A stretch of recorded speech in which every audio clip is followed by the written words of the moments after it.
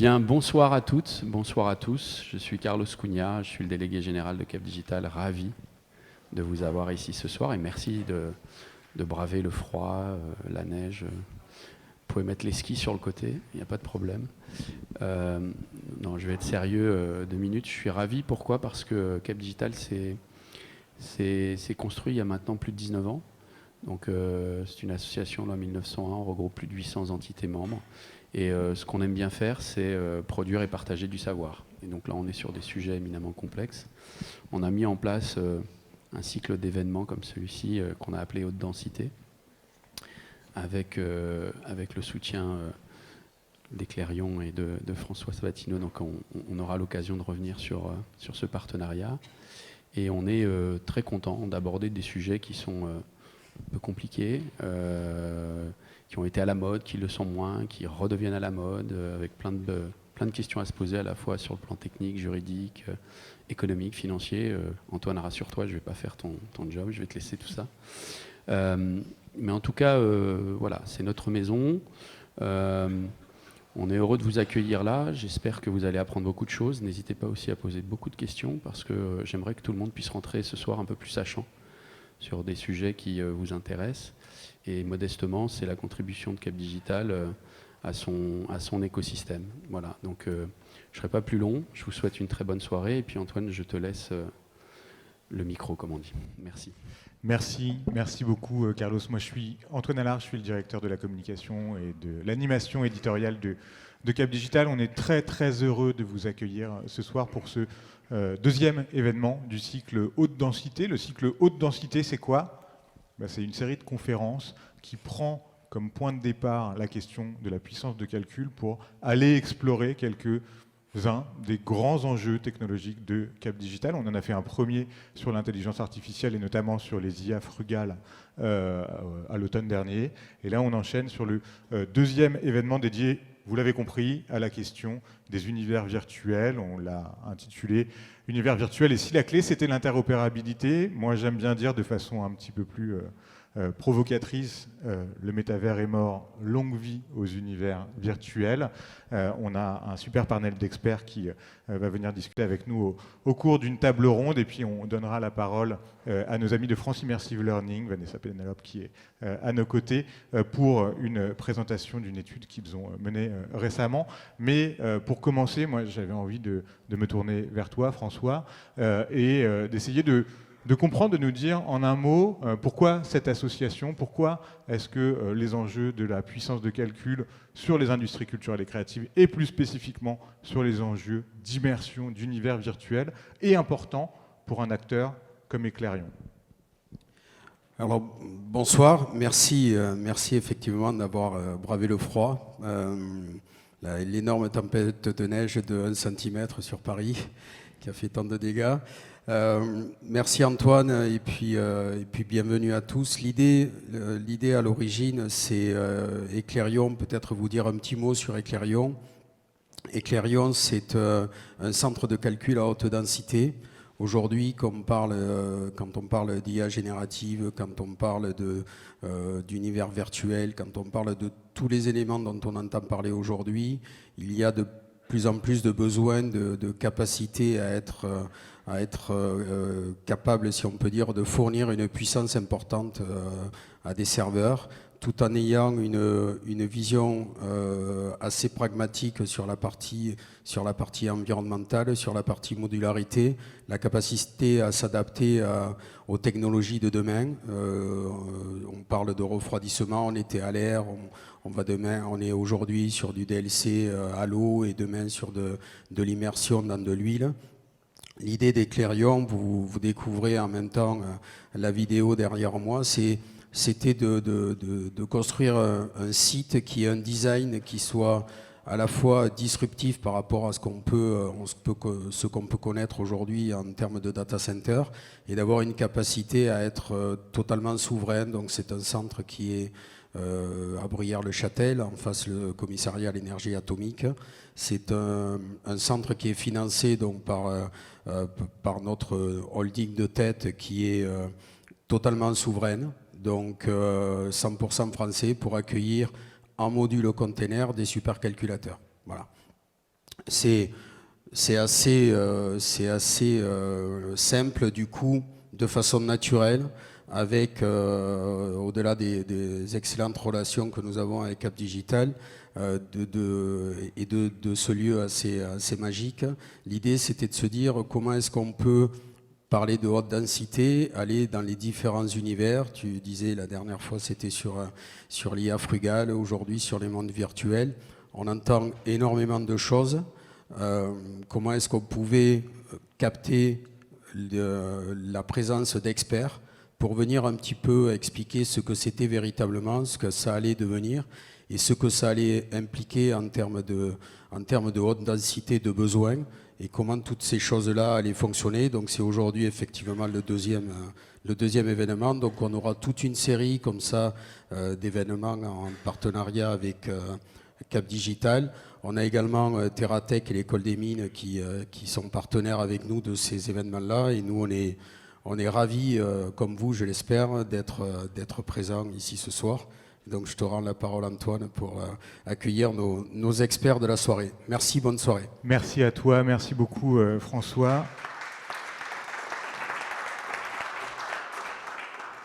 Et donc je le disais en introduction, parler d'univers virtuel aujourd'hui, c'est arrivé aussi après une certaine courbe de hype. Il y a, je sais pas, 2 ans, quand on faisait un événement sur le métavers, on faisait salle comble. Alors vous êtes nombreux aujourd'hui, mais on est monté jusqu'à des 1000 inscrits en visio, et on sent bien aujourd'hui qu'il y a une espèce de monde d'après autour de tout ça, et que l'attention est un peu retombée, notamment parce que les grands modèles dominants à la méta n'ont pas forcément rencontré les usages attendus, parce qu'il y a eu beaucoup d'investissements pour tester des cas d'usage qui n'ont pas forcément été au rendez-vous.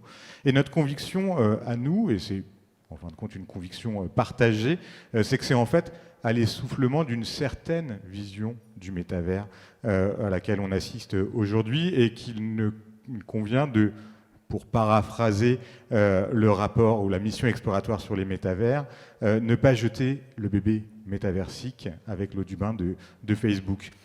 Et c'est vrai qu'on observe chez Cap Digital, auprès de tous nos adhérents, notamment dans le domaine des industries culturelles et créatives, un dynamisme assez extraordinaire dans le domaine des technologies immersives.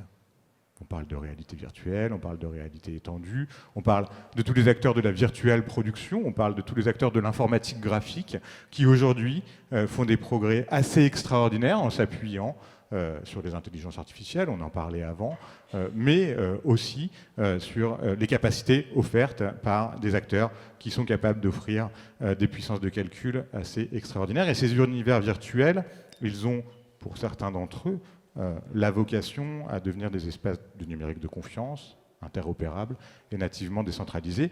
Et c'est beaucoup de ça dont il va s'agir ce soir. Et je propose sans plus attendre d'accueillir nos 3 intervenants pour discuter de la question de l'interopérabilité des univers virtuels. Emmanuela Righi, productrice et cofondatrice de Novaya, je vous invite à monter sur scène. On a également Stan Larocque, CEO et fondateur de Lynx, qui est avec nous. Bonjour Stan. Et Julien Cazarin, Head of XR chez Inetum. Et Julien, tu es également le coordinateur du consortium UMI 3D. On pourra peut-être en dire un mot, je pense même que ce sera tout à fait utile pour commencer à appréhender cette grande question. Moi, ce que je voudrais, pour apprendre un petit peu à vous connaître, parce que vous avez des profils et des parcours un peu différents les uns des autres, et c'est ça qui fait la richesse, je pense, des échanges qui vont avoir lieu ce soir, c'est que vous vous présentiez assez rapidement et que vous partagiez une actu chaude de votre structure. On peut commencer peut-être avec toi, Stan. Allez. Du coup, bonsoir. Beaucoup de têtes que je reconnais. Ça fait plaisir. En tout cas, moi, je fais toujours la même chose depuis 5 ans. C'est-à-dire que j'ai eu la mauvaise idée de vouloir faire mon propre casque. Donc, je voulais amener ici la première version. Et aujourd'hui, Lynx, c'est une boîte qui conçoit et fabrique des casques de réalité mixte. Donc, un peu comme celui d'Apple ou ceux de Meta, voilà. Et on est le seul acteur européen, en fait, qui fabrique des casques sans fil pour la réalité mixte. Et une actu très chaude, c'est que je dois partir dans un quart d'heure pour prendre l'avion pour terminer une levée de fonds qui sera la plus grosse levée de fonds de tout l'immersif en Europe. Donc, bonne nouvelle à vous partager, j'espère à bientôt. Voilà. Ok, super. Écoute Stan, tu te sens libre. Au moment où tu as besoin de partir, tu nous dis, pas de souci. Emmanuela, est-ce que tu peux te présenter et nous parler aussi de ton actualité? Comment faire mieux? J'aurais pas une actu aussi chaude. Bonsoir à toutes et à tous. Moi, je connais presque personne. Emmanuela Righi, cofondatrice de Novaya. C'est une petite société créée il y a 3 ans pour produire des expériences immersives avec la réalité augmentée, des expériences destinées aux lieux de culture très classiques, les musées, les théâtres, les festivals, et donc avec des lunettes de HoloLens de Microsoft. Merci Emmanuela. Et Julien? Pardon, l'actualité chaude. Mais oui, l'actualité. Alors, j'ai quelques actualités, pas aussi flamboyantes, mais ce mois-ci, une sélection de notre œuvre immersive, la première que nous avons créée, Noir, au FIPADOC, à Biarritz. Et puis, j'en ai d'autres, mais bon.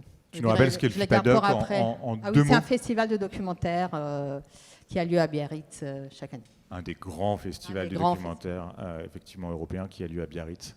Julien, on est ravis de t'avoir avec nous ce soir. Voilà, donc Julien Casaram, je suis responsable de la XR à la direction innovation d'Inetum. Inetum qui est une société de services numériques de 27 000 personnes sur 28 pays aujourd'hui. Et donc, effectivement, tu parles également du consortium UMI 3D. Moi, je travaille depuis 2015 et le début de ma thèse sur la collaboration en 3D, la standardisation, l'interopérabilité, comment on fait des univers virtuels qui sont accessibles par tout type d'appareils, de casques, comment on collabore à l'intérieur. Et l'actu chaude du moment, donc on participe la semaine prochaine au salon Learning Technologies, justement pour annoncer un module d'humains virtuels, c'est-à-dire d'avatars qui sont animés par des IA génératives. Je sais qu'un peu plus tard, on va essayer d'opposer l'IA générative et le métavers. C'est plutôt quelque chose qui va développer des cas d'usage et le ressusciter. D'accord, donc déjà des bons cas d'usage sur l'animation d'avatars virtuels. Tiens, puisqu'on en est à la question de le métavers, mort, ressuscité, mort cérébrale, est-ce que ça va repartir?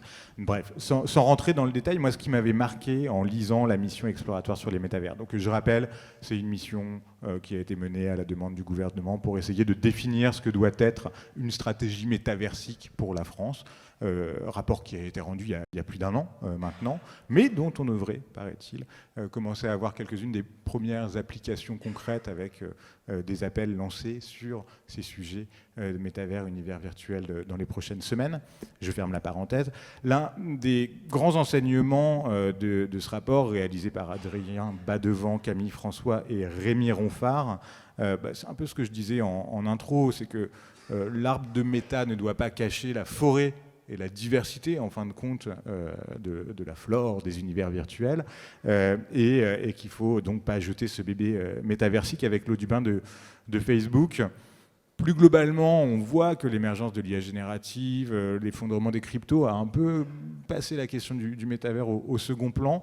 Vous, votre vision pour le futur des univers virtuels, maintenant que cette hype est un peu derrière nous, elle se fonde sur quoi, si vous deviez nous parler de ce que peut être les univers virtuels de demain, en quelques mots?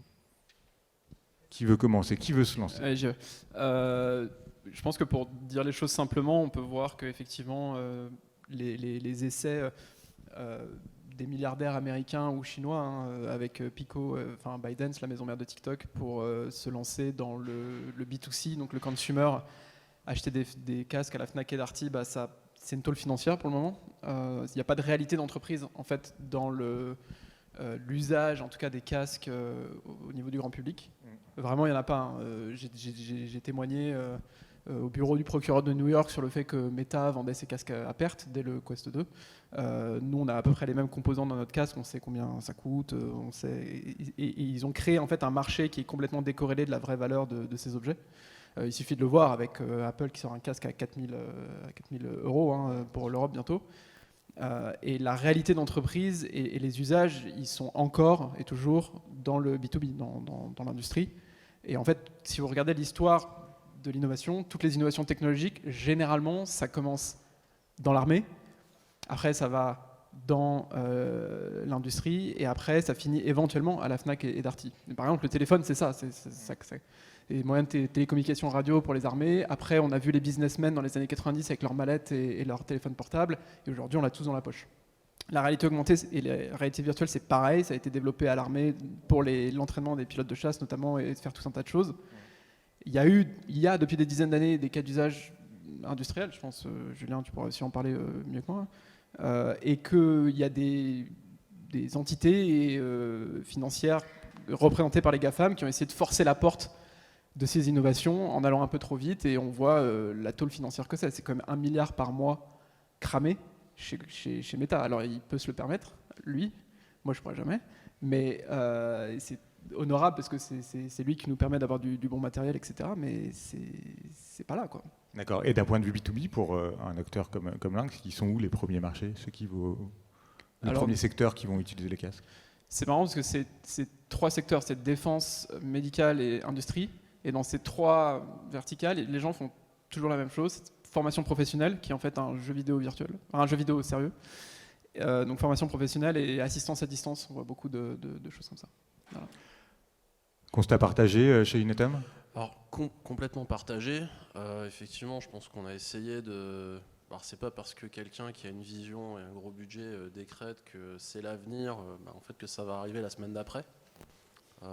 On a essayé de monter des plateformes sans avoir de cas d'usage grand public, en tout cas, ou d'intérêt pour les utilisateurs. Les essais qui ont été faits autant par ByteDance que par Meta, ce qui était vraiment frappant, c'était le nombre d'utilisateurs qui ne se connectaient qu'une fois. Parce que c'est bien la preuve qu'ils n'ont rien trouvé dans les plateformes aujourd'hui qui les amène à revenir. C'est pas parce que c'est une mauvaise idée de faire de la VR collaborative grand public, c'est parce qu'on n'a pas encore inventé ou compris la raison qui amènerait les gens à revenir. Voilà, donc c'était beaucoup trop tôt. Et effectivement, nous, ce qu'on voit se développer, parce que de l'immersif dans l'industrie, on en fait depuis 20 ans, avec les salles immersives, les caves qui ont pu fleurir notamment dans l'automobile et dans l'aéronautique. Le vrai changement, c'est le nombre d'utilisateurs dans le B2B. C'est-à-dire qu'on voit effectivement aujourd'hui, notamment par la formation, aujourd'hui nous on travaille quasiment que sur de la formation sur notre plateforme, et avec ce matériel qui est beaucoup moins cher, mine de rien, un cave qui coûte des millions et un casque quelques milliers d'euros, que ce soit 4000 ou vendu à perte 600 €, c'est beaucoup moins cher que le matériel d'avant. Et ça ouvre la voie à des cas d'usage de collaboration sur les sujets de formation, de travail collaboratif. On travaille nous en ce moment sur l'académie virtuelle de Stellantis sur des sujets de travail collaboratif. Ça peut toucher des milliers de personnes sans s'appeler un métavers et sans être grand public. Donc effectivement, mais ça va beaucoup plus lentement que ce qu'on a voulu nous faire croire. Très clair. Emmanuela, moi j'ai envie de tourner dès maintenant vers vous parce que vous êtes un peu dans une approche évidemment culturelle, très contenue, peut-être ce qui a manqué aux premiers utilisateurs qui sont arrivés sur ces sujets-là et qui sont repartis aussitôt. Comment est-ce que vous vous positionnez, vous, d'un point de vue moins plateforme, provider tech, mais d'un point de vue production de contenu immersive? Ça ressemble à quoi une œuvre immersive, premièrement, et comment est-ce que ça se distribue aujourd'hui pour réussir à toucher vos publics? Alors, une œuvre immersive, il y en a plein de types d'œuvres différentes. Et je commence à circuler un petit peu dans les marchés, dans les festivals.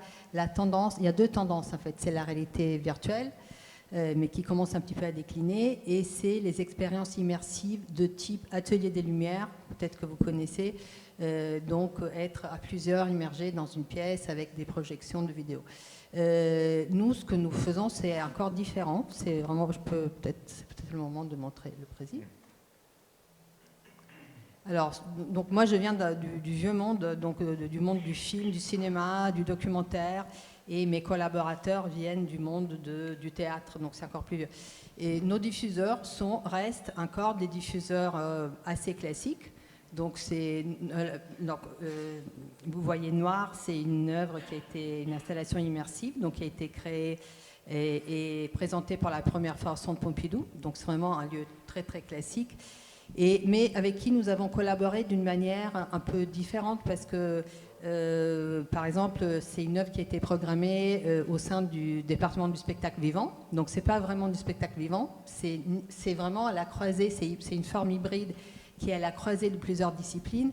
Je crois qu'on a quelques vidéos. Il y a quelques vidéos, oui. où disons que l'élément technologique et donc la virtualité est seulement un des éléments parmi d'autres. L'immersion vient vraiment de plusieurs éléments. Alors là, vous voyez donc comment ça se passe. Donc les visiteurs, c'est des petits groupes de personnes, une dizaine de personnes arrivent sur une scène. C'est une salle comme une boîte noire, hein, c'est un espace de 200 mètres carrés. Là, pour le Centre Pompidou, ça peut être plus petit. Et il y a un décor physique. Ils mettent des lunettes de réalité augmentée, donc c'est le HoloLens 2 fabriqué par Microsoft, des casques à conduction osseuse, et ils sont immergés dans un espace qui est donc à moitié réel et à moitié virtuel. Les lunettes permettent d'afficher des hologrammes, donc c'est ce que vous voyez. Et donc c'est du storytelling, c'est un documentaire, donc c'est l'histoire de Claudette Colvin, une adolescente noire dans les années 50, qui fait pour la première fois le même geste que Rosa Parks, donc de refuser de céder son siège à une personne blanche. Et donc c'est son histoire qui est racontée. Ça dure une demi-heure et c'est une expérience qui est vécue par un petit groupe de personnes ensemble. Donc pour nous, l'idée en fait et le souhait aussi des mondes virtuels, c'est de garder le lien avec le monde réel et de créer des connexions plutôt.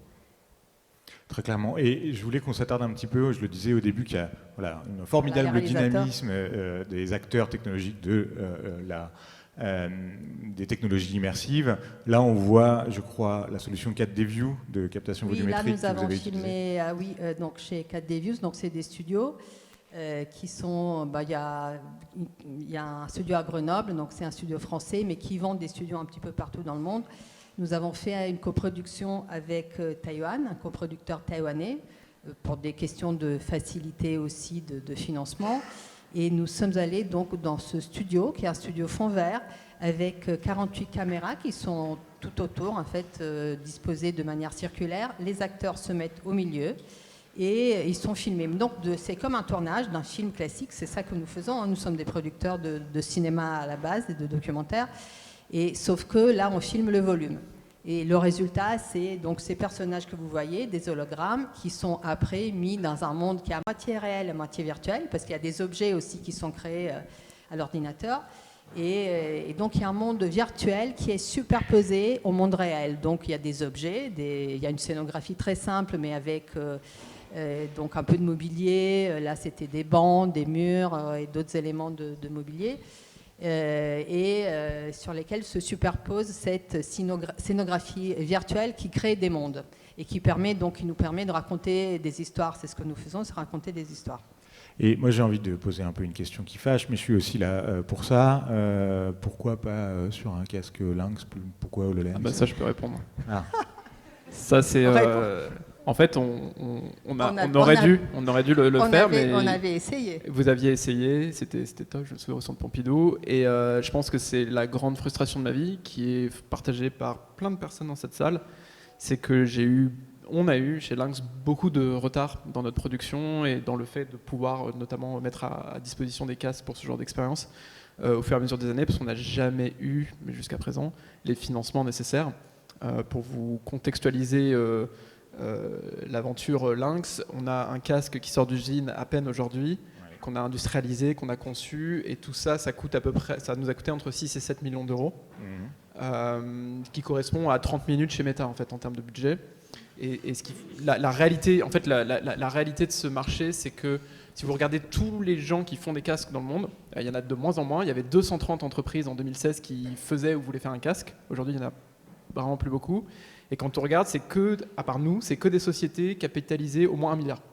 La plus petite, je crois, ça doit être HTC à côté, qui est encore assez grosse. Hein. Chirwang, c'est la femme la plus riche d'Asie quand même. Donc on est en train de créer un champion européen qui, j'espère, va pouvoir nourrir pas mal d'expériences, parce que quand je vois les images sur HoloLens 2, ça me fend le cœur.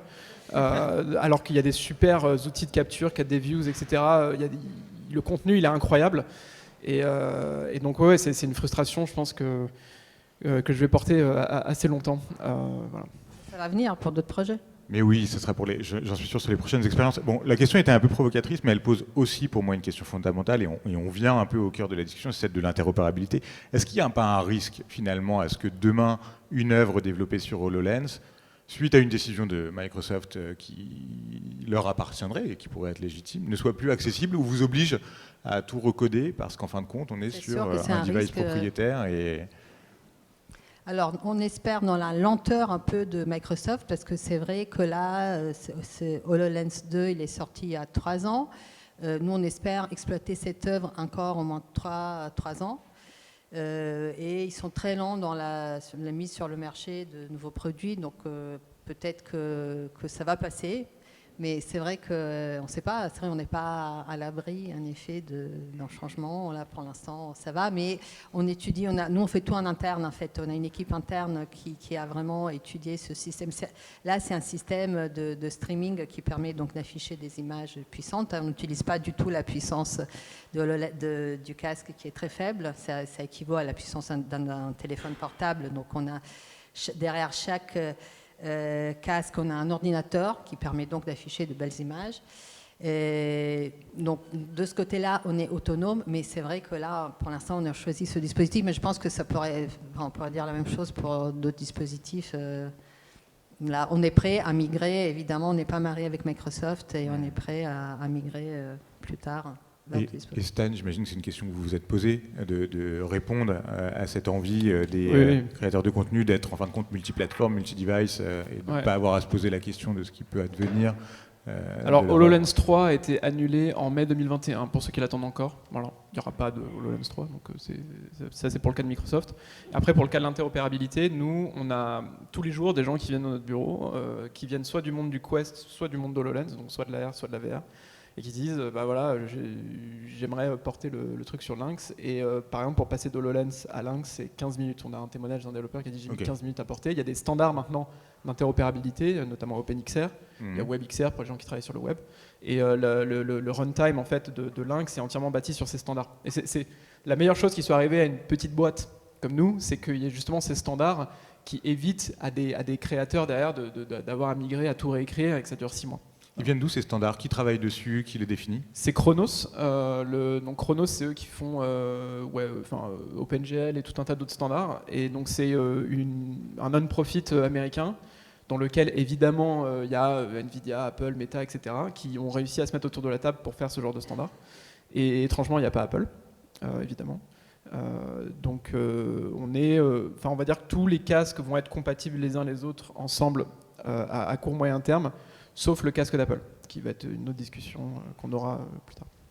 Ok. Julien, toi aussi, c'est une question que tu connais bien, je crois, celle de la définition des standards. C'est une question qui est au cœur de tout ce qu'on fait aujourd'hui, notamment parce qu'on a des industriels qui ont vécu ce problème, qui ont développé des expériences immersives sur des caves, qui les ont jetées pour développer sur des casques filaires, qui les ont ensuite jetés pour développer sur de l'autonome.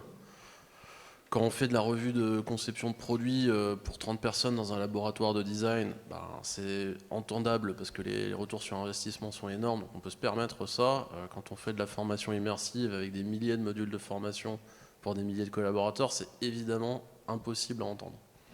Donc cette interopérabilité-là, elle est primordiale. Ces standards comme OpenXR, ils nous ouvrent la possibilité de faire du matériel qui tourne sur tous les casques. Là-dessus, sur le hardware, effectivement, à part avec Apple, ils ont réussi à se mettre d'accord pour faire des standards. Ça ne règle pas tous les problèmes logiciels. Ce qui fait que cette migration elle est extrêmement rapide entre un Lynx et un HoloLens aujourd'hui, c'est que mine de rien, le mode d'interaction avec ce casque est très semblable. Entre un smartphone, un Lynx, un casque Meta qui a des manettes, et puis un PC, la bonne ergonomie est complètement différente. Et c'est vraiment nous là-dessus qu'on travaille avec UMI 3D depuis 7 ans maintenant, sur le fait d'avoir un standard qui est plus au niveau de la connexion à ces mondes virtuels, qui permet de dire que le monde virtuel, il est hébergé quelque part. Je m'y connecte avec mon appareil, il y a un navigateur qui gère l'ergonomie. Voilà. Et quand je veux migrer tous mes contenus, je crée le nouveau navigateur pour le nouveau type de casque, et instantanément, je me connecte à tous mes contenus. Et surtout, je ne suis pas obligé d'avoir tous mes utilisateurs qui changent de matériel. Je peux avoir quelqu'un qui va accéder à mon expérience sur PC, un autre sur smartphone, et puis ceux qui ont la chance d'avoir du matériel de réalité virtuelle vont pouvoir le vivre en immersif. Mais ça, c'est très important, et je pense que c'est quelque chose vers lequel on doit tendre en termes d'accessibilité, c'est qu'un monde virtuel, il doit être accessible sur site, on l'a vu avec de la projection holographique et une expérience qui est collaborative et incroyable, mais j'aimerais aussi pouvoir la vivre de mon smartphone ou de mon PC à distance, pouvoir la vivre dans d'autres locaux avec d'autres casques de réalité virtuelle, sans avoir à tout redévelopper et à tout adapter. Très clair. On parlait aussi d'IA, et notamment d'IA générative. Julien t'en parlait avec nous. Honnêtement, nous, on se pose beaucoup de questions chez Cap Digital sur la façon dont l'IA peut révolutionner ou va révolutionner, je pense qu'on peut le dire, le monde de la 3D, des VFX, de l'animation. On voit la révolution que ça a été dans le domaine de l'image, de la vidéo. Il n'y a aucune raison que ça n'arrive pas dans cette question de l'informatique graphique plus générale, et qui va donc, d'une façon ou d'une autre, bouleverser le secteur, et peut-être même commencer par les univers virtuels avant de réussir à être intégré dans les grands studios de jeux vidéo ou chez Pixar ou DreamWorks, qui ont évidemment des niveaux de qualité attendus extrêmement importants. Moi, j'aimerais savoir quelle est votre analyse à vous sur la façon dont l'IA générative, pour le coup, peut-être empoignée. Peut-être toi, Julien, tu me disais que tu travaillais déjà en fin de compte sur la question. Il y a évidemment tous les sujets de génération de contenu 3D, puis on les regarde de très près et ça va très rapidement bouleverser la production de contenu. Mais aujourd'hui, nous on le regarde surtout sur les aspects IA générative texte, qu'on connaît bien, avec GPT notamment, qui viennent transformer les expériences de formation qu'on peut créer en immersif. Je m'explique, on parlait de Serious Game. Donc, le Serious Game, c'est une histoire qui a été écrite par un game designer qui a conçu un jeu avec un storytelling qui est dans le marbre et qui est toujours le même. Aujourd'hui, on a la capacité, avec ces IA génératives, à créer des personnages, à créer des environnements 3D qui vont s'adapter complètement à l'utilisateur. C'est-à-dire que je ne fais plus du serious game, gestion des conflits en réalité virtuelle, je fais du coaching. J'amène un coach qui écrit un personnage et j'ai une personne, un collaborateur qui va parler librement à ce personnage. Donc on est capable d'amener ces situations de la vie réelle, on est capable de vraiment refaire du coaching, alors qu'avant le Serious Game VR, je mettais un casque, je suivais le scénario, j'arrivais à la fin, j'avais gagné des compétences, mais c'est complètement différent que de faire du coaching en immersif. D'accord. Et ça, pour rentrer un petit peu sous le capot, ça fonctionne comment? C'est des intégrations de ChatGPT dans les solutions développées chez Exactement. C'est une intégration de ChatGPT. Alors, sans dévoiler les détails techniques de ce qu'on publiera la semaine prochaine, l'idée, c'est qu'au lieu de dire à ChatGPT, génère-moi une réponse parce que tu es un assistant virtuel, on lui dit, génère-moi la réponse, l'animation et l'émotion d'un personnage virtuel. Finalement, ça revient au même que tout ce qui a été fait sur GPT pour écrire des BD, pour écrire des films. Là, tout simplement, on écrit la suite d'une histoire qui se passe en virtuel. Et donc concrètement, comment est-ce qu'on crée un personnage? On prend une ligne de texte, on lui dit, prends son avatar, on le pose, on lui dit, maintenant tu es Dominique, tu es un commercial intraverse, et tu vas utiliser tel document PDF comme base de compétences. Instantanément, j'ai un avatar qui a de l'émotion, qui est capable de répondre à toutes les questions sur le produit parce qu'il a une base de connaissances, donc il hallucine pas. En temps de création par rapport à ce qu'on faisait avant en formation soft skills, c'est-à-dire faire venir des acteurs, faire un dialogue dirigé, tourner tous les scénarios possibles, là on est sur 5 minutes. On peut créer un commercial à partir d'un PDF sur l'offre en 5 minutes. Très clair. Stan, un mot sur l'IA générative, ou en fin de compte c'est un sujet dont vous êtes un peu loin Non. Un peu pour rejoindre des offres comme Noir, je pense que ça va être un accélérateur en fait, de création de contenu. Je ne sais pas si ça va bouleverser, ça va clairement accélérer, ça c'est sûr.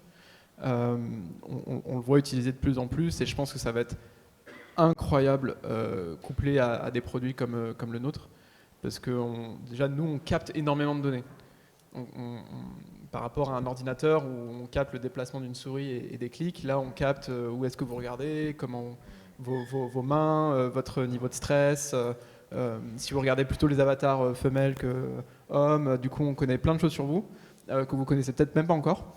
Et quand on va coupler ça avec une IA, ça va être super flippant. Et du coup, face à des boîtes comme Meta, qui en font des rêves tout mouillés la nuit, en disant les données qu'on va pouvoir exploiter, ce qu'on va pouvoir mettre en face des gens, etc., Nous, on est content chez Lynx d'exister et d'apporter une réponse un peu plus européenne à ces trucs-là. Et il y a déjà de l'IA embarquée, par exemple, dans les casques ou Oui, alors pour être précis, nous, le suivi des mains, c'est une IA qui tourne à 60 images secondes dans l'infrarouge. Et dans la prochaine version d'un casque sur lequel on travaille, il y aura beaucoup plus d'IA pour reconstruction d'environnement, etc. Ouais. Ok. Côté Novaya, j'imagine qu'on se pose aussi des questions. Peut-être qu'on utilise même déjà un peu de l'IA générative. Nous, alors, on n'est pas vraiment impacté pour l'instant. Si, on se fait aider par ChatGPT, évidemment, dans notre quotidien professionnel. Après, disons que oui, c'est sûr que ça va, certainement, ça aura un impact sur certains métiers de notre domaine. Donc, les comédiens, les voix off, Oui, donc pour l'instant, on préfère utiliser des vrais acteurs, filmer avec des vrais acteurs. Il n'y aura jamais, je pense, ces nuances de l'humain qui sont apportées vraiment par le facteur humain. Et j'espère que je pense que c'est irremplaçable. Ok, et j'avais aussi envie d'aborder la question de la puissance de calcul, parce qu'on a vu que c'était évidemment une des clés d'entrée sur ces sujets-là dans le cycle haute densité. Est-ce que c'est un sujet pour vous, ou est-ce que finalement on est rentré dans une ère où la puissance de calcul suivra comme l'intendance? Ouais, non, jamais. On n'en aura jamais assez, ça c'est sûr. Et donc du coup aujourd'hui on est un peu dans cette rustine de soit on peut tout faire sur le casque, soit on va utiliser comme vous par exemple un PC à côté qui consomme comme un tank et qui va streamer dans le casque du coup le rendu ou certains algorithmes. Et il y a déjà une voie qui se dessine ou tout reste possible hein? Non, enfin, nous on voit la roadmap de notre partenaire Qualcomm justement sur les puces qui vont sortir dans les prochaines années et on va ce qui est sympa, c'est qu'on va vraiment abandonner les cas d'usage déportés parce que typiquement entre ce casque-là et le prochain, le GPU est 2 fois plus gros, le DSP est 4 fois plus gros. Enfin, il y a vraiment encore une progression assez importante. Il y a beaucoup de gens qui disent que la loi de Moore est morte. C'est vrai, mais du coup, dans les puces, maintenant, il y a vraiment des parties, des blocs spécialisés pour faire ce qu'on fait en temps réel sur les casques. Donc, faut encore s'attendre à vraiment pas mal de progrès là-dessus. Ok, Julien. J'irai dans le même sens. Je pense que les deux voies vont persister. Pour des raisons, évidemment, on a besoin toujours de plus de puissance, parce qu'aujourd'hui, on voit nos clients industriels qui ont des très gros assets 3D, et pour les faire tourner dans ces casques-là, ça leur coûte très très cher en optimisation. Évidemment, plus le casque est puissant, moins ils ont besoin d'optimiser, donc moins ça leur coûte de créer le contenu. En même temps, on a la voie du streaming, de rendre l'image à distance, de streamer. Ça demande des infrastructures et des débits et des latences qu'on n'a pas forcément partout. Et puis surtout que ne sont pas applicables à tous les nombres d'utilisateurs. Quand je commence à imaginer avec certains de mes partenaires faire des événements à 500 personnes, imaginez qu'il me faut 500 GPU de gamers quelque part dans le cloud. Je dis juste au revoir à Stan et on croise tous les doigts pour clore cette levée de fonds. Pardon, excuse-moi. Voilà, je disais effectivement, imaginez qu'on va mettre un gros GPU et qu'on va tous consommer en ressources comme un hardcore gamer demain pour faire de la VR, c'est inimaginable sur des usages un peu plus massifs comme la formation. Par contre, le streaming disparaîtra pas. C'est inimaginable d'un point de vue puissance de calcul ou c'est inimaginable parce que c'est pas soutenable tout simplement? Aujourd'hui, c'est inimaginable parce que personne n'est capable de nous fournir le nombre de GPU qu'il faut. Les streamers nous disent oui, on peut t'ouvrir jusqu'à 50 jetons. Oui, si je fais un événement à 500, 50 c'est loin. Mais aussi, c'est pas soutenable. C'est pas soutenable. On sait ce que ces machines-là qui sont ultra puissantes consomment. Imaginez qu'on va en avoir des milliards, ça n'a aucun sens. À côté de ça, on a des gens qui font de la revue de conception collaborative de centrales nucléaires sur des données qui sont critiques et qui n'ont pas envie que le modèle 3D de leur centrale nucléaire soit streamé dans un casque Android. Et ils sont 5 et ils font du streaming sur une application comme celle qu'on a vue. On est 10 dans une salle, on peut streamer pour le flux pour 10 personnes. Voilà, donc pour les usages de masse, non, il faut que les images soient calculées par l'appareil. Puis pour certains usages de pointe ou quand on a besoin de faire du très beau, il faut garder un peu de streaming. Peut-être que la puissance de calcul sera un jour suffisante pour s'en passer, mais comme on veut toujours plus beau, un gros PC fera toujours plus beau qu'un casque.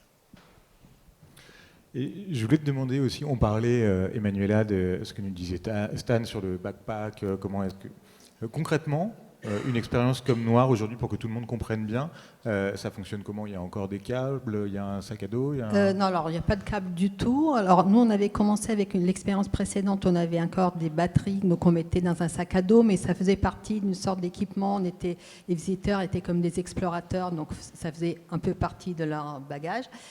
Et là, on a réduit et on a vu qu'on peut mettre une petite batterie juste sur le casque. Et donc c'est très léger. Voilà, l'idée, c'est la volonté d'avoir des équipements très très légers qui puissent être oubliés. L'idée vraiment, c'est de faire oublier la technologie. Donc batterie sur le casque. Toujours au service de l'immersion. Toujours au service de l'immersion et casques. Les casques audio, quand on peut, c'est des casques à conduction osseuse. Donc, qui sont le pendant sonore de la réalité augmentée visuelle. Et donc, il laisse libre les oreilles pour pouvoir aussi profiter du son spécialisé. Et côté débit, connectivité, ça fonctionne comment? C'est en Wi-Fi? Ça tourne comment? Donc, nous avons donc un streaming interne, en fait, un circuit interne, parce qu'il faut que ça soit stable et que ça génère du flux tout le temps. Je ne pourrais pas aller beaucoup plus loin dans les explications techniques que ça. Est-ce que tu sais s'il y a des expérimentations 5G un peu sur ces questions-là On en parlait juste un petit peu avant. De la 5G dans les casques, j'en ai encore vu très peu. Ouais. Ce qui est certain, c'est que sur certains usages, ça va être absolument nécessaire. Parce que, tout simplement, des fois, parce qu'on est sur des endroits où il n'y a pas de fibre, il n'y a pas de Wi-Fi correct, etc. Tous les milieux industriels. Eu l'occasion récemment de faire des sessions de test avec des clients qui étaient en Inde, en télétravail. Alors c'était sur PC, ils n'avaient pas de casque là pour le coup. Oui, c'est de la DSL fibre. Impossible d'aller faire de la synchronisation temps réel d'avatar sans trop de latence sur ces réseaux-là. Donc la 5G, ça va effectivement ouvrir tout ce qui est collaboration distance, c'est important effectivement. Tu t'évoquais aussi la question de la soutenabilité des modèles. Je voudrais qu'on creuse un petit peu si c'est possible. Est-ce que typiquement chez Novaya, c'est une question que vous vous posez? On sait qu'il y a des grands mouvements aujourd'hui sur l'éco-prod. Oui, c'est une question qu'on se pose forcément parce que nous travaillons surtout avec les aides publiques, et les aides publiques vont être conditionnées à juste titre à la mise en place d'une démarche éco-responsable. Donc on est vraiment un peu au début de ces questions-là. On essaye d'utiliser du matériel recyclable et aussi durable, et de faire en sorte, que ça dure longtemps, et des systèmes de refroidissement, d'essayer de réduire aussi les serveurs, faire des économies dans ce sens-là. Après, c'est sûr que l'impact des expériences culturelles n'est pas tellement là-dedans, mais c'est plutôt les déplacements et les déplacements des visiteurs. Donc là, pour l'instant, on n'y peut rien. On essaye d'aller un peu partout, mais d'y aller en train quand c'est possible. D'accord. Et c'est vrai que pour les tournages aussi, il peut y avoir un coût environnemental assez important quand on va tourner très loin. Dans le cas de Noir, je crois que vous êtes un peu loin. On est mauvais élèves. Ouais. Bon, après, on essaye en effet, il y a un studio de 4D Views maintenant en Ile-de-France, donc extensible. Donc on commence à être aussi partenaire, donc on y va. Un studio à Grenoble. C'est sûr que quand on est allé à Taïwan, c'était un peu loin. On va essayer de limiter, et puis on fait pas beaucoup de tournage non plus. Donc. Oui, contrairement à d'autres productions audiovisuelles. Chez Inetum, comment est-ce qu'on aborde cette question Alors je n'irai pas sur le domaine du hardware et du recyclage du hardware, c'est plus une contrainte, une question pour Stan, mais sur lequel il y a un vrai sujet, parce que le matériel est aujourd'hui à la fois peu durable et peu recyclable. Donc là, c'est plus une pression qu'il faut mettre sur l'industrie pour construire du matériel qui est recyclé en termes de composants. Nous, on le regarde plutôt sur deux niveaux. Sur un niveau d'usage, sur effectivement pousser des cas d'usage en formation. Je vois des cas qu'on a avec des clients où la seule usine similaire, elle est à l'autre bout du monde, et aujourd'hui, quand ils ouvrent une nouvelle usine, ils prennent 250 personnes, ils les mettent dans un avion et ils les envoient se former un mois à l'autre bout de la planète. Donc là, évidemment, quand on peut faire de la formation immersive, l'impact carbone, il est largement positif. Le peu de serveurs qu'on consomme est bien meilleur. Et ensuite, il y a un niveau logiciel. C'est-à-dire que nous, au niveau de nos plateformes, on travaille vraiment sur la frugalité, sur des infrastructures qui s'éteignent quand elles ne sont pas utilisées, qui s'étendent quand elles sont fortement sollicitées. et vraiment sur un travail d'optimisation des flux réseau, parce que tout ce qui est consommation réseau a une tendance à générer de l'empreinte carbone.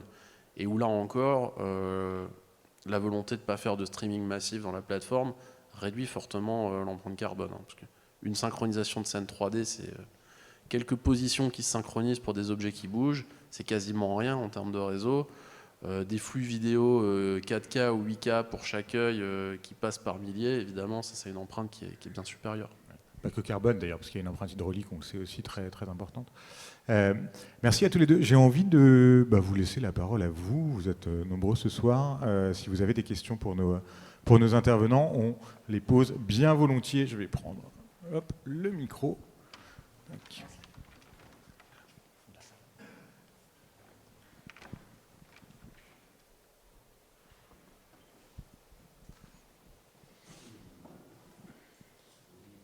N'hésitez pas à vous présenter.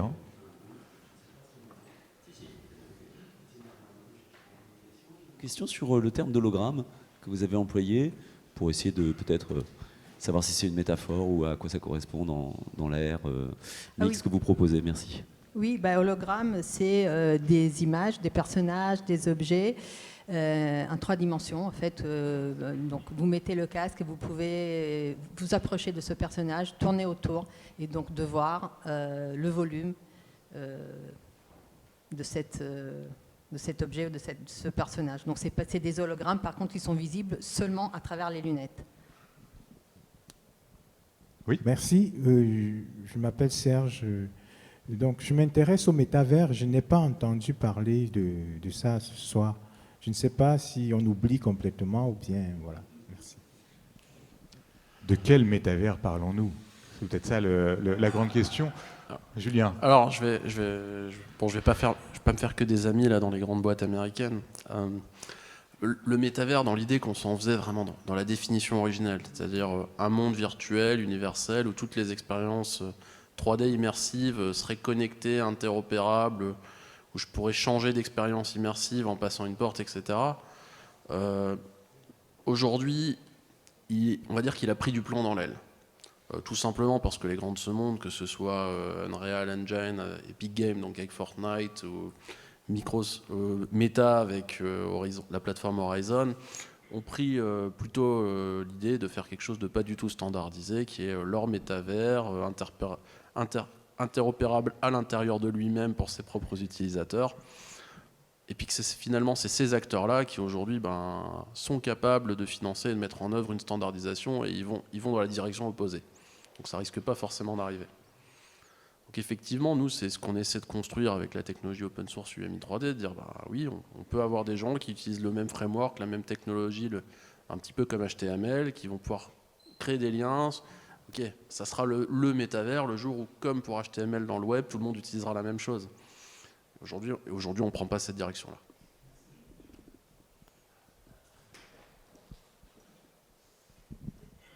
Juste une question, moi, sur l'interopérabilité. Alors, j'ai vu pour Lynx comment ils faisaient, donc il y avait un organisme de certification, un petit peu de normalisation. Mais vous, je ne sais pas si c'est vraiment de l'interopérabilité, mais pour unifier l'interface utilisateur, ça marche comment? Vous faites ça tout seul ou il y a un écosystème de gens qui travaillent là-dessus pour unifier les modes d'entrée par différents matériels? Alors effectivement, il y a un consortium autour du UMI 3D qu'on a créé, dans lequel il y a France Immersive Learning, il y a des universités, il y a des utilisateurs également qui étaient dans ce consortium à l'origine. C'était plutôt l'idée de discuter, parce que c'était en 2019, c'était très tôt par rapport à cette thématique-là. Aujourd'hui, c'est plutôt Inetum qui est l'éditeur unique, même s'il y a quelques universitaires qui participent ponctuellement sur des projets de recherche. Nous, l'objectif, c'était avant tout, avant d'en faire un standard, parce qu'un standard, c'est quelque chose qui passe par un organisme de standardisation, c'était d'en faire un framework open source et ouvert. Voilà. On va le créer, on va l'ouvrir, parce qu'on voit que les groupes de standardisation autour du métavers, il y en a un qui est porté par Chronos d'ailleurs, il est aujourd'hui, il regroupe tous ces grands acteurs qui discutent et puis qui finalement ne font que très peu de choses, et font finalement le contraire dans les mondes virtuels qu'ils développent. Donc effectivement, nous, on n'est pas un organisme de standardisation, on a pris l'objectif de dire on fait quelque chose qui a un protocole web qui est open source, qui est ouvert pour garantir une interopérabilité demain avec tout ce qu'on fera.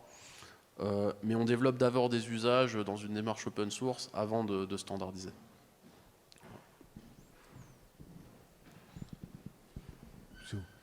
On parle beaucoup de Chronos. Moi, je voulais juste préciser une petite chose, parce que ça fait un moment que je les suis d'assez près.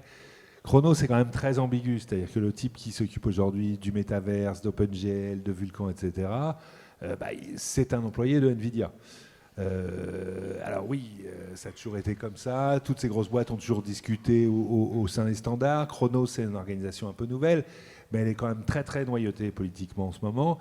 Et tout est poussé sur l'usage de deux outils, OpenUSD, mais qui est quand même un outil très lourd et qui correspond bien aux grosses boîtes de prod, mais qui est très, très dur comme accès pour des petits, je dirais. Et puis l'outil de NVIDIA qui s'appelle Omniverse, qu'ils essayent d'imposer à tout le monde. Et puis au passage, c'est marrant, mais ça fait quelques années que Apple est devenu ce qu'était Microsoft autrefois, c'est-à-dire que Microsoft pour les développeurs était le mal incarné parce qu'ils avaient des standards fermés. Aujourd'hui, c'est Apple. Alors bon, je partage un peu le constat sur Chronos. Pourquoi ça a marché Chronos sur deux aspects, sur le contenu USD et GLTF, qui est aussi le modèle un peu allégé, et sur OpenXR et Vulkan, voilà, qui sont les standards de communication GPU. Parce qu'effectivement, tous ces acteurs avaient intérêt à pouvoir parler de la même manière à n'importe quel GPU. Ils avaient intérêt à pouvoir s'échanger du contenu 3D. En fait, ils n'ont pas vraiment d'intérêt aujourd'hui à interconnecter leur monde virtuel.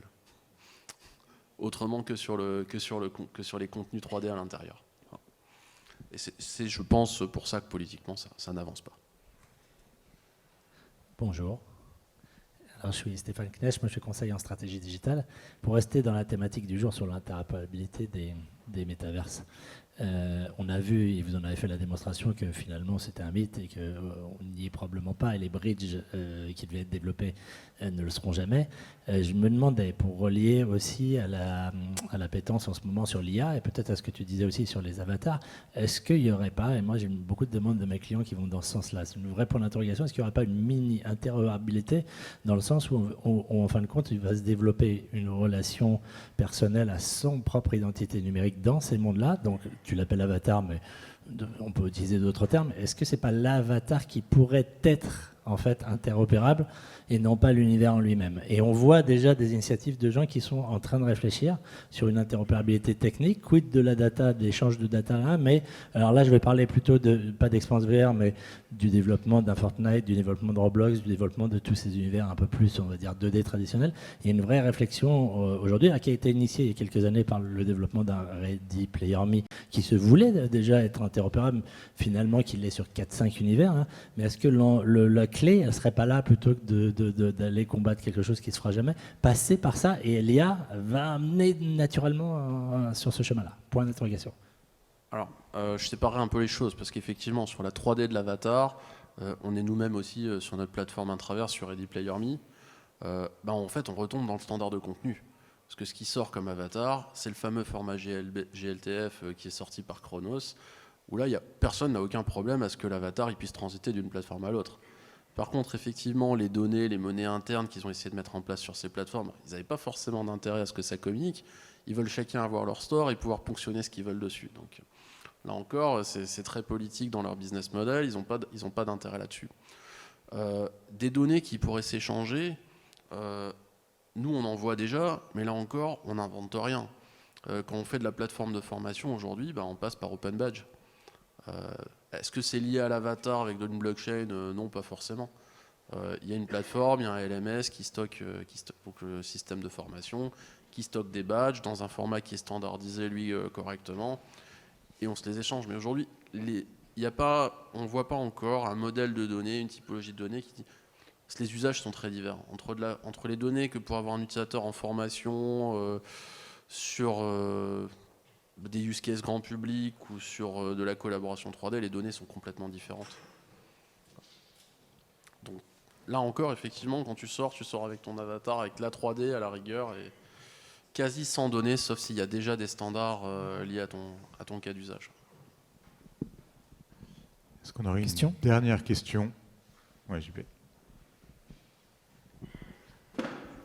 En fait, pour poursuivre un peu sur ce que tu disais, Julien, et ce que tu peux préciser, est-ce que justement l'interopérabilité, ça ne serait pas plutôt par rapport au cas d'usage des utilisateurs qu'on pourrait la développer, donc que ça soit la partie jeux vidéo, quand tu parlais de Fortnite, mais ou la partie formation ou la partie industrielle, puisque certaines données de formation, par exemple, elles n'ont pas vocation à sortir du cadre de la formation et de l'entreprise, par exemple.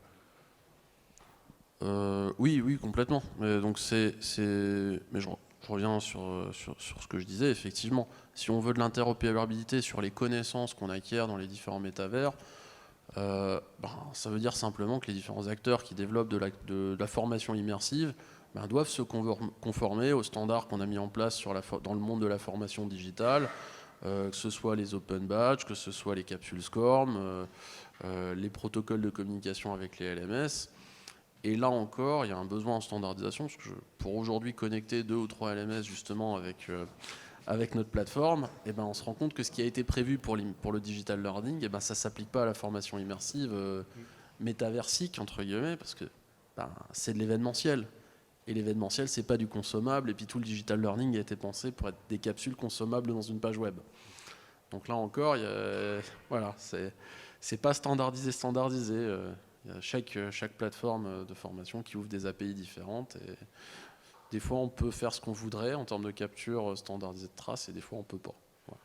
Et puis rappelons quand même qu'être interopérable, ça ne veut pas dire forcément tout partager, hein. Nous on le voit bien sur des programmes dans lesquels on est impliqué, notamment sur des plateformes d'échange de données, des data hubs. C'est aussi créer les conditions du partage, mais les règles de gouvernance qui définissent ce qui peut être partagé, ce qui ne l'est pas, comment est-ce qu'on assure une forme de confidentialité. Il y a tout cet aspect-là qui doit évidemment être entré en ligne de compte. Merci beaucoup à tous les deux. Merci à Stan qui n'est plus là, mais un grand merci, c'était particulièrement intéressant.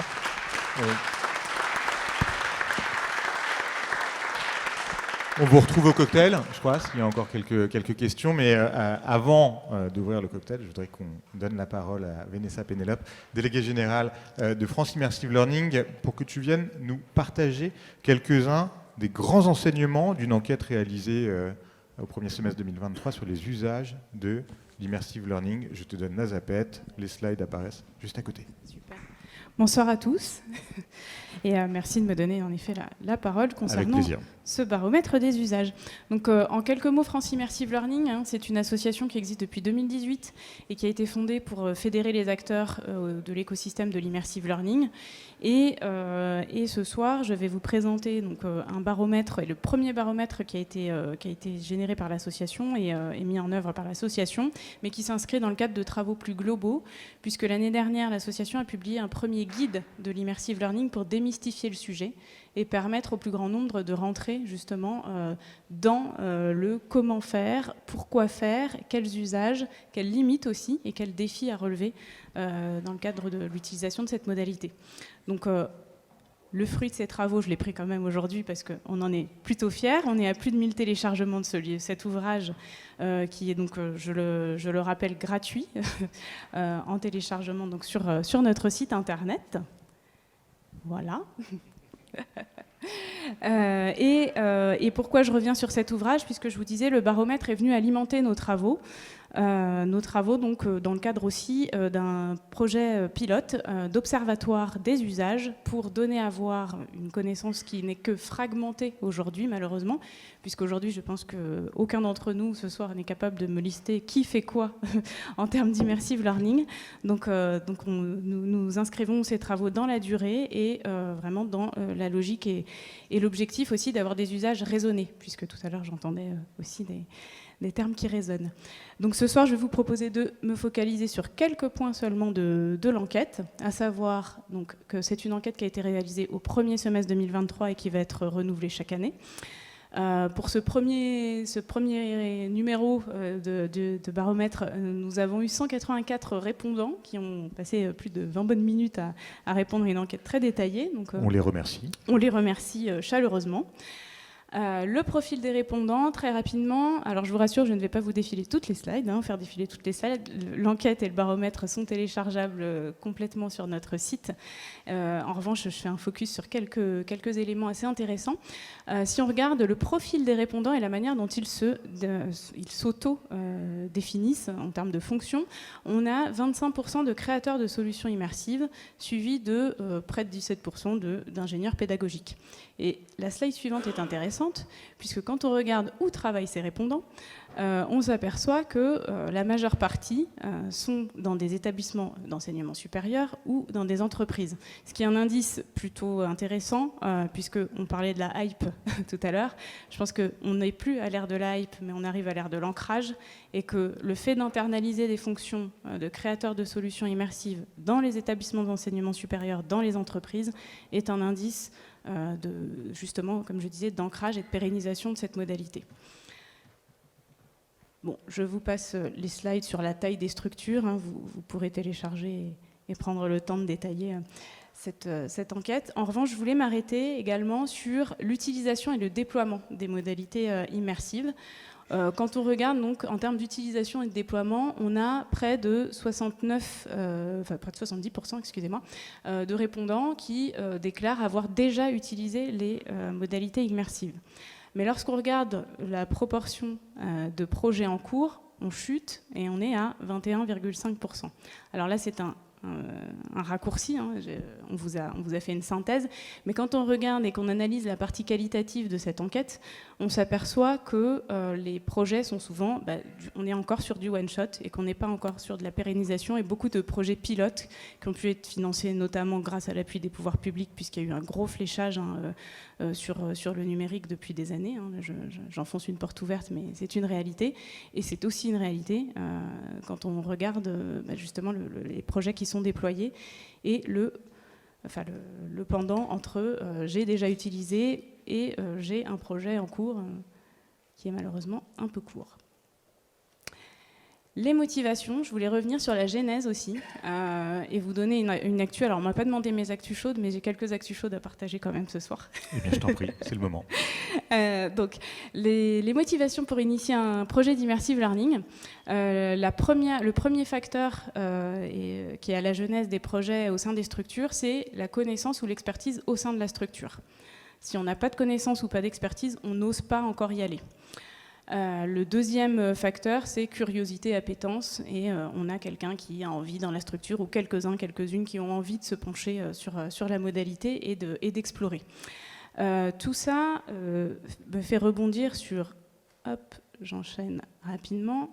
C'est curieux quand même de voir que l'acculturation soit aussi bas par nom. Ça vous a pas surpris quand je vois ce que tu nous disais, Julien, sur les enjeux de formation, que ça explose aujourd'hui? Il n'y a pas une forme d'antagonisme? Il y a une forme d'antagonisme, sauf que tu vas voir un petit peu, si je continue, hop, si je regarde les freins, si je me penche sur les freins, aujourd'hui, les principaux freins identifiés par les répondants à cette enquête sont un frein en termes de maîtrise, de prise en main d'acculturation, donc un besoin criant de formation et de professionnalisation.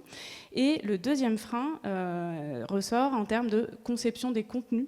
Et là, c'est très très complexe quand on ne connaît pas. Enfin, vous me passerez le terme, mais on a moi j'ai beaucoup d'adhérents qui sont des organismes de formation et qui me disent mais on est comme des poules devant un couteau, on ne sait même pas comment fonctionne une expérience immersive.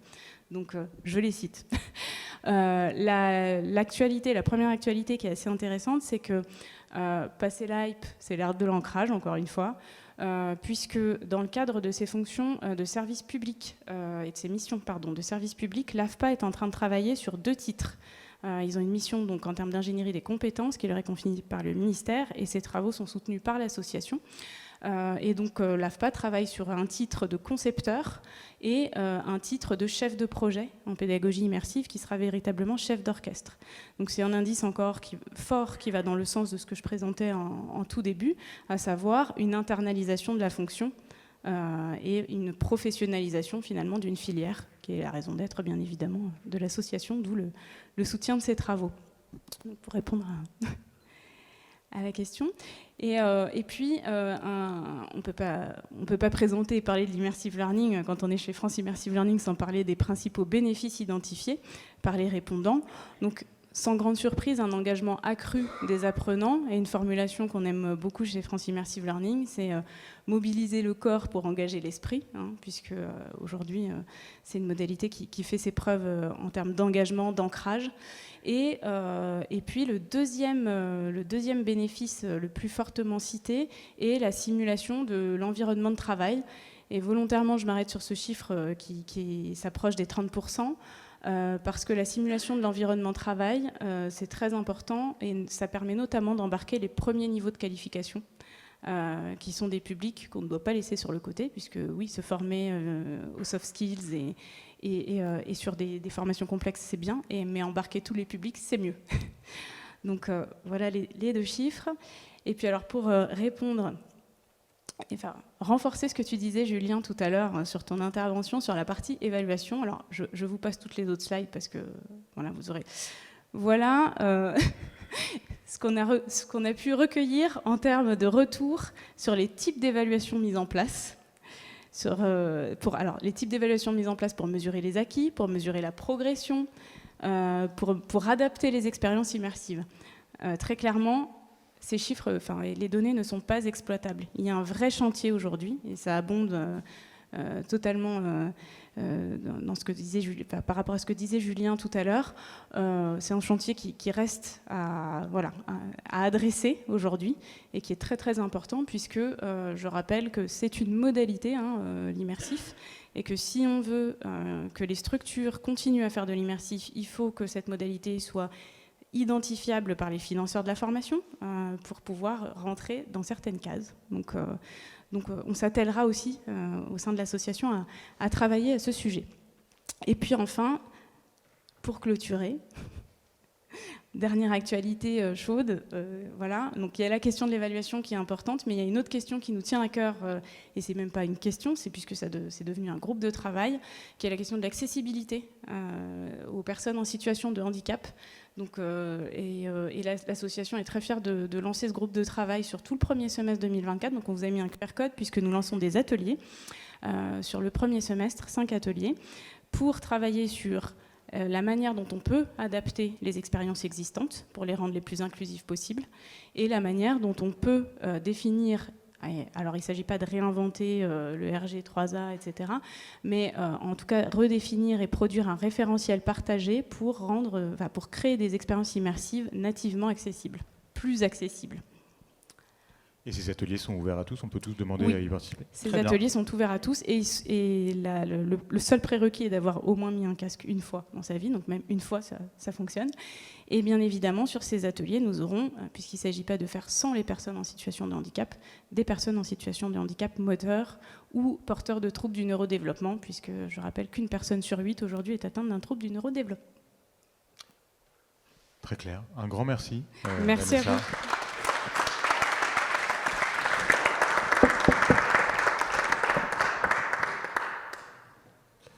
Et pour ceux qui n'ont pas encore téléchargé le livre, je rappelle qu'il est disponible gratuitement sur le site de France Immersive Learning. Il me reste à prendre 5 minutes, pas plus, pour vous parler d'une autre des actualités chaudes de Cap Digital, cette fois on va parler de nous, qui est l'opération, la mission SIGGRAPH 2024. Pour ceux qui ne le savent pas, le SIGGRAPH est l'une des plus grandes manifestations mondiales dédiées au computer graphics et aux technologies de l'interactivité. Et il se trouve que Cap Digital, depuis plus de 15 ans maintenant, opère une présence collective française au SIGGRAPH en montant un pavillon de France, un stand collectif qui réunit entre 8 et 12 structures exposantes dans le domaine de l'innovation dans l'informatique graphique et dans les technologies de l'interactivité. Cette année, le SIGGRAPH se tient à Denver, Colorado, du 28 juillet au 1er août prochain. Voilà, je vous ai mis quelques chiffres pour essayer de comprendre ce qu'est le SIGGRAPH. Près de 15 000 visiteurs. La France est évidemment un pays particulièrement dynamique sur ces sujets-là, sur ces secteurs-là. C'est le premier pays étranger le mieux représenté au SIGGRAPH en termes de nombre d'exposants, 13 exposants sur les 128 présentés. Voilà, il y a plein de détails sur les raisons d'exposer, le visitorat du SIGGRAPH. Je ne vais pas m'éterniser là-dessus, je suis à votre dispo pour en discuter. Et puis il se trouve ce soir qu'on a dans l'assistance deux des plus grands experts du SIGGRAPH, de pionniers du SIGGRAPH français. Je pense à Ma et à Stéphane Singer. Merci d'être là. Donc évidemment, je serais super content de répondre à vos questions, mais en vrai, ils sauront encore mieux y répondre que moi. Ce sont de véritables bibles vivantes au sujet du SIGGRAPH. Voilà à quoi ça ressemble, voilà à quoi ressemble le pavillon France sur l'Exhibition Floor. Là, c'était pour l'édition de l'année dernière qui a eu lieu à Los Angeles. Je l'ai dit, on expose au SIGGRAPH avec le pavillon France depuis 15 ans maintenant, ce qui nous permet d'avoir une situation totalement idéale sur l'espace d'exposition. On est vraiment au cœur de l'Exhibition Floor, à la croisée des deux grandes allées, et on a un stand assez grand de 600 pieds carrés qui nous permet cette année de réunir 10 à 12 structures qui souhaiteraient exposer. Voilà quelques images.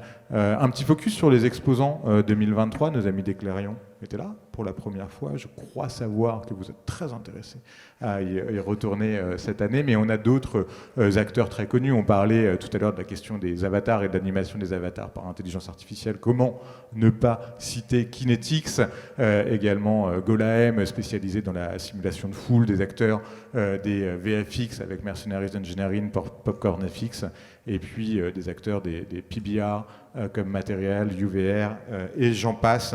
Là aussi, si vous avez envie de discuter avec des exposants pour qu'ils vous racontent leur expérience, Charles, tu étais avec nous l'année dernière et je crois pouvoir dire que tu sauras répondre à toutes les questions que se pose l'assistance. On a des très bons taux de satisfaction de la part des exposants du pavillon France qui ont exposé à nos côtés l'année dernière. Et puis voilà, vous dire que grâce au soutien financier du CNC, on est en capacité de proposer des tarifs particulièrement attractifs sur cette opération, puisqu'on commence à 4 500 € pour une PME adhérente de Cap Digital, et évidemment les tarifs augmentent en fonction de la taille de la structure et de son statut d'adhérent ou non. On tient évidemment, en tant que pôle de compétitivité, à proposer des tarifs plus attractifs pour nos adhérents. Je passe assez rapidement sur l'offre que l'on propose, mais voilà, gardez en tête qu'on vous accompagne de bout en bout. L'idée, c'est d'être à vos côtés, et en dehors de ce qui est la réservation des billets d'avion et des chambres d'hôtel, on gère tout pour vous au mieux, aussi bien dans la gestion de la délégation sur place qui réunit une 50aine de personnes que dans le suivi du standiste, la réservation des espaces, prendre vos billets pour assister aux conférences, etc., etc. Moi aussi, j'y vais de mon petit QR code pour tous ceux qui veulent en savoir plus et remplir le bon d'engagement. Vous pouvez directement scanner ce QR code. Je tiens à rappeler évidemment que le CNC est un des soutiens indispensables de cette opération, puisqu'il finance 50% des dépenses totales de l'opération, mais il existe aussi des aides régionales qui peuvent être activées en fonction des régions dans lesquelles sont implantées les entreprises exposantes. Voilà, je voulais juste prendre quelques minutes pour en parler. On vise une clôture des inscriptions à la mi-février prochain, donc il reste un mois à ceux qui sont intéressés pour se manifester. Voilà, je tiens à vous remercier d'être venus ce soir, d'avoir écouté si attentivement nos intervenants. On vous donne rendez-vous dans 3 mois, on va dire, pour un prochain numéro de haute densité. On n'a pas encore tout à fait choisi la thématique. Si vous avez des idées à nous partager, on est évidemment à l'écoute, mais quelques axes commencent à se dégager. On vous en dit plus très prochainement. Il est temps d'ouvrir le cocktail. Je tiens juste, avant toute chose, à vous rappeler que l'événement a été capté en vidéo, qui sera disponible en replay dans les prochains jours, et puis remercier une nouvelle fois notre partenaire Éclairion et nos soutiens, l'IMT et Terratech, sans qui nous n'aurions pas pu réaliser ces événements. Merci beaucoup, très bonne soirée, très bon cocktail, à très bientôt.